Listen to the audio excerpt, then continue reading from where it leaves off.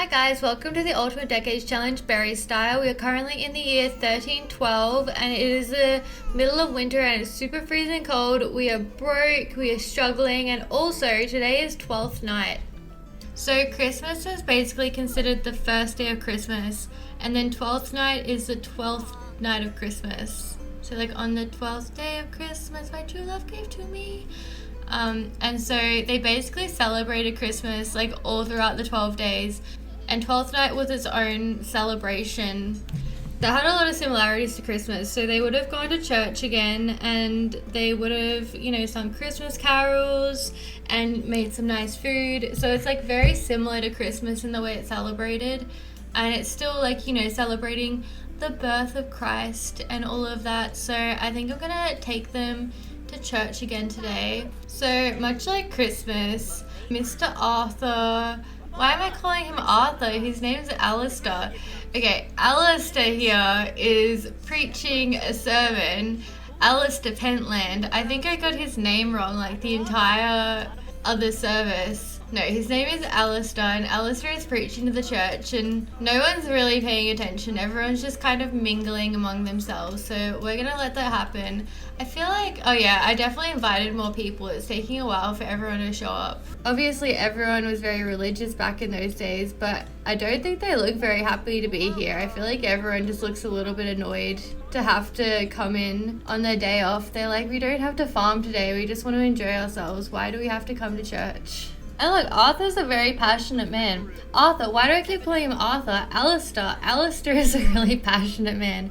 Oh my gosh. A very pious man, but not entirely like keeping to his own morals, if you know what I mean. He's definitely got a thing with Aurelia, who's like one of our NPCs. They had a little like frisky the other day, so maybe he'll just go and like suss it out, see what she's up to.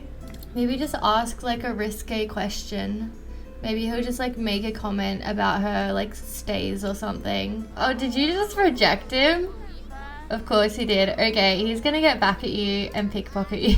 Very pious man, but not a very ethical man. He just stole 20 simoleons from it. Okay, I think I'm gonna leave the church service at that. It's a little bit chaotic. So I will let everyone go home and we'll celebrate the rest of 12th night at home. She's like such a little chaos, like ball of chaos.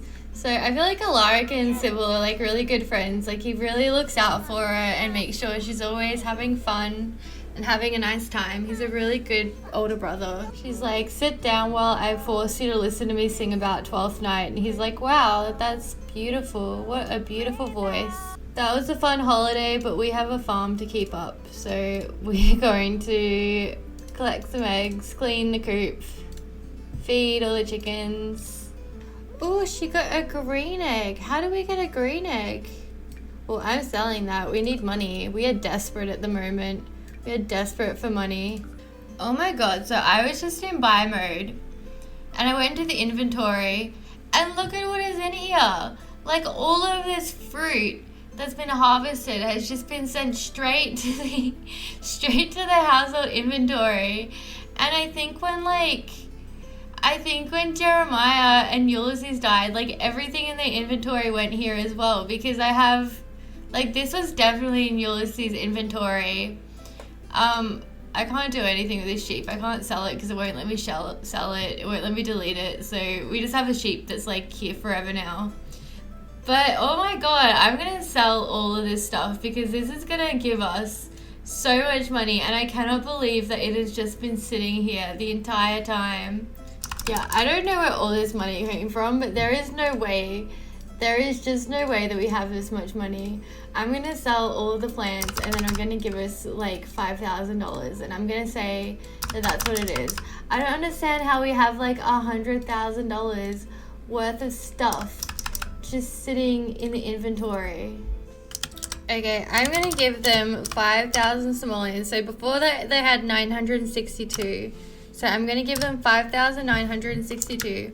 And that way they still made a good amount of money, but not like an insane amount of money, because I feel like that just feels a little bit too cheaty for me. Amazing, but cheaty. Like, we're not doing that. They are peasants. They're going to stay peasants. God damn it. Until Well, for a fair while. I think I would like them at some point to like become a little bit more affluent, but maybe not for like a couple 100 years or something.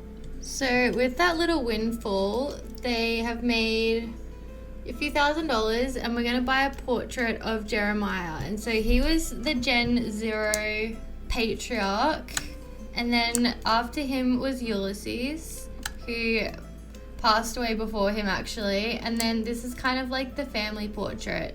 And then Alaric, hopefully, as long as he doesn't die, fingers crossed, will also go on this wall, and so on and so forth. And well, not this exact wall, I'm sure we'll do renovations at some point, but the point is we're gonna have a little collection of family portraits just to remind us of where we've come from.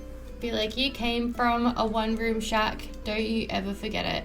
So Marina and Sebastian have decided to get married to each other. Now, let's pause and talk about this. So Sebastian is the brother of Viola Underwood. Some of you probably remember Viola. She married the youngest brother, Lucian. Our favorite brother, maybe. I have a soft spot for him. But Viola is his twin sister. And then Marina is the widow of the second brother, Valerius, and she's also the mother of his child, Tiberius. And Tiberius at the moment is second in line to the family fortune. So as you can imagine, it's a little bit complicated, but what you really need to know is they have decided to get married, and I'm not really sure why, because they're not really into each other. Like, he thinks that Marina is very basic looking, and she thinks that he is very unattractive. But they are soulmates, they're best friends, they have these deeply connected sentiments. So I think that they just like each other as people, and they're getting married to sort of look out for each other. And the other thing to know about Sebastian is that he has a very deep, dark secret. Same as Viola, he is a spellcaster. And now in the 14th century, this was so frowned upon, it's not even funny. So I am wondering if maybe Marina is sort of trying to look out for him there as well. Like, maybe they've talked about this, maybe he's disclosed this to her, and this is just sort of like a marriage of convenience. But you know, I'm not sure why she's not into him. I feel like he's a nice looking guy, but it's just not really her type. He's not Valerius. I think she's still a little bit hung up on losing Valerius. So as always, our vows are a little bit glitchy, so they're not really gonna work. They're just gonna stare at each other. They're just gonna walk to the other side of the church, stare at each other for a second, and then like, bam, they're married. She does not look excited. She looks very angry. Go, it's your wedding day. And just like that, they're married, because the vows don't work on teenagers. That is very exciting. Let us take them back to their house. So these two live in a house together with Beatrice Montgomery, who is Marina's little sister, as well as her son.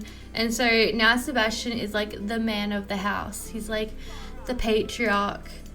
So even though these two aren't that like into each other, I'm still going to roll for them in regards to children, because these genes cannot be wasted. So we've got our dice, and we're going to roll a d10. If they roll a 1 to 9, that's the amount of pregnancies they can have. And if they roll a 10, then they're not going to have any children, which we don't want, obviously, because again, look at those genetics. Let us roll the dice, and they are going to have 8 pregnancies. So even though they're not that into each other, they're still going to go at it a little bit. They're still going to, like, you know, have a nice time together.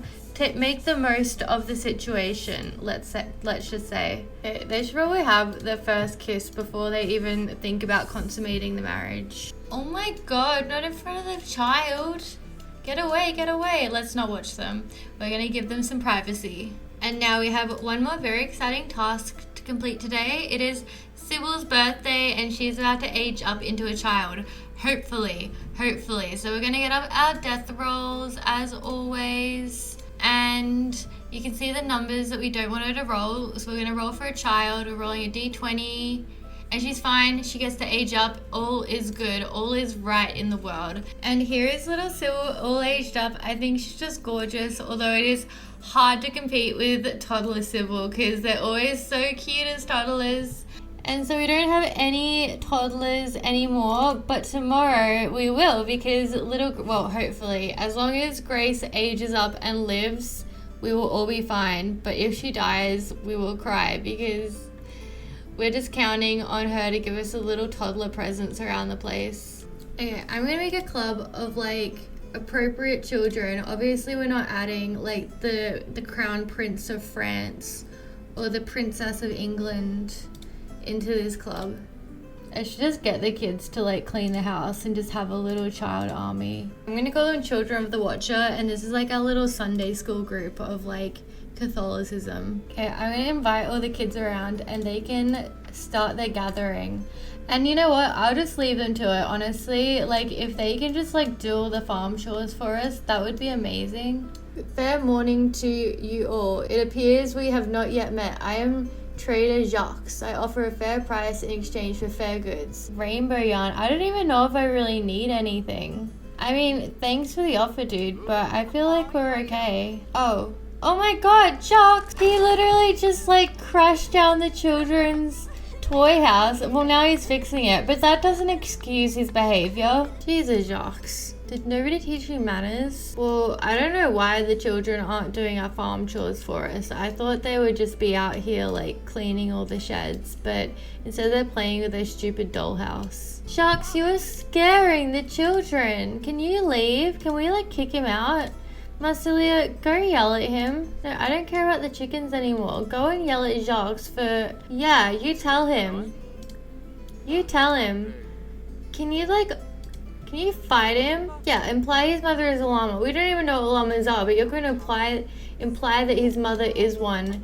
And he is going to feel so silly and so small. Okay, yeah, and just be like, just go away. I don't even want to see you around here. Stay away from my children. Get him out of here. Geraldine's over here to do a very important announcement. Yeah, now this chicken has a hat, which was, believe you me, that was vital information. Oh, she's gonna go in and look at the portrait of Jeremiah. I don't know why you miss him. I don't know what you saw him in the first. Oh, is she like laughing because he's dead? Yeah, same. Okay, I'm gonna end this little gathering because these kids need to get home to their parents. Okay, called a meal. Everyone come have your porridge. See, I don't think these kids have eaten gruel a day in their life. They don't understand the struggle of gruel. So for them, this is like the worst thing possible. That is not running inside. That is literally the opposite of running inside. And then you're like, why is it cold? I wonder. Okay, so today Viola gives birth. So let's go and be present for the bringing of new life. Now, poor Viola hates children. And she doesn't want children. But we're making her have 10 pregnancy tries because that's what's in the rules. All, off branches of the founder sim need to have a bunch of children. We have a baby boy. That's so exciting. Okay, last name is definitely Hawthorne. And then first name, Mercutio. Keeping with our little, Romeo and Juliet. Oh my god, it's a girl. Oh my god, what are we gonna call her? How about I call her Rosaline? I am ripping these names right off Shakespeare. Oh my god, how are they gonna deal with all these babies? Viola doesn't even like children. Well, that's okay because now we get to roll, so maybe she won't have to have 3 children. Okay, so first we're gonna roll for Viola. We're gonna get up our rolls and do our birth roll. A D20, we are rolling a 15. So she is fine, no problems there. Now, oh my god, there's so many. Now for Mercutio, we're gonna do a roll. We're rolling a 2. Mercutio is fine, nothing to worry about. And now for Rosaline, we're gonna do a roll. And she is rolling a 14, which is also a perfectly good roll. So the one sim that doesn't like children gets to keep all of their babies. Which, congratulations, Viola. Have at it. Happy for you. And also today we have the potential aging up of little Grace Hawthorne. So we're going to do our rolls for her as well. Let's get them up. And so we're aging her into a toddler. So those are the rolls that we're doing. I'm going to roll our D20. We're getting a 7. So she can age up, no problem whatsoever. Now, because genetics are broken for custom hair color and custom eye colors, we always like to do a coin flip to see what genetics are going to get. So first we're going to flip for her hair. And she is getting her father's hair, which is, I believe, a mid-tone red. She gets a mid-tone red, and then for her eyes, we're going to flip again.